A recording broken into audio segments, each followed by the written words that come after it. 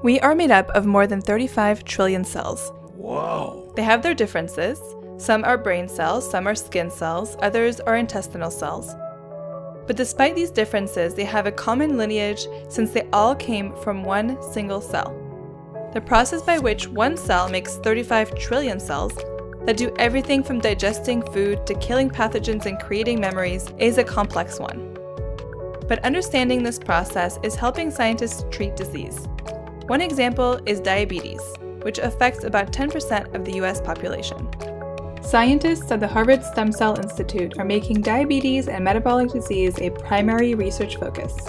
Diabetes is caused by the loss of functional beta cells.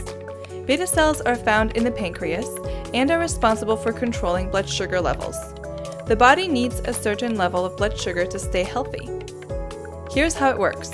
When we eat, the carbohydrates, or sugars, enter the blood, and this activates beta cells to start producing insulin. Insulin is a hormone that allows your body to make use of and store sugar. In doing so, it maintains a balanced blood sugar level. Beta cells respond to blood sugar levels similar to a thermostat. When the temperature gets uncomfortably high, the air conditioner turns on to bring the room back to a normal temperature. When blood sugar levels get too high, beta cells turn on and produce insulin, which will reduce blood sugar levels. In type 1 diabetes, beta cells are destroyed by the body's immune system. In type 2 diabetes, beta cells become dysfunctional and cannot produce enough insulin. In both cases, the loss of functional beta cells lead to elevations in blood sugar levels that damages organs and, if untreated, can lead to death. At present, diabetics inject insulin with a syringe or pump, but providing insulin by that means is nowhere near as exact and effective as having functional beta cells. To treat diabetes, scientists are trying to replace the missing or dysfunctional beta cells. To do this, they have turned back the clock to the time when we were all single cells to understand how beta cells are naturally produced. The development of beta cells in the embryo involves the coordinated activation of a very specific set of genes in a very specific sequence. Scientists have been able to map out these genes and have been using this information to create their own beta cells from stem cells. By replicating exactly what happens in normal development of the embryo, scientists are creating beta cells in a petri dish. And these new beta cells are functional. They can produce insulin in response to blood sugar levels. Scientists are now solving a new challenge.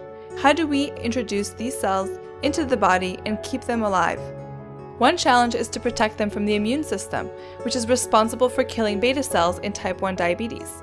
One possible solution is to use encapsulation, or modify the surface of the cells to make them invisible to the immune system. Scientists also want to make sure they can produce enough viable beta cells to make sufficient insulin when the body needs it. These are the next set of challenges on our road to treating and maybe even curing diabetes. Scientists at the Harvard Stem Cell Institute have been working for more than a decade on these challenges and are developing more effective techniques to use stem cells to cure diabetes. But we wouldn't be here without the deep knowledge of how that one single cell produces 35 trillion other ones that make up a living human being. Observing how normal development happens helps scientists produce not only beta cells, but many other cell types relevant for all kinds of diseases by creating brain cells, liver cells, or lung cells.